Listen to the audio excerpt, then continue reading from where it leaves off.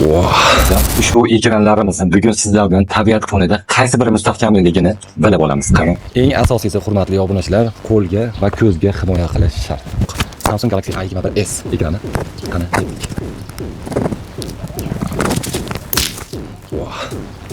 O'ma juda ham mustahkam.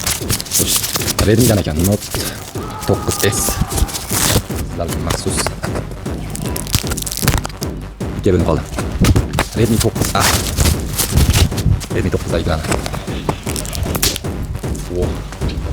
Juda ham. Birinchi o'rinda ekranimiz.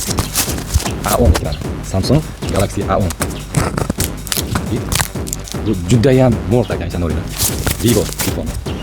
Ko'p turganlarga. Yo'q, bu ham juda ham mo'rt ekan. A2 5D ekrani. Ko'rtida.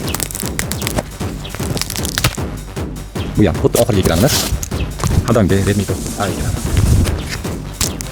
Juda ham mo'rt.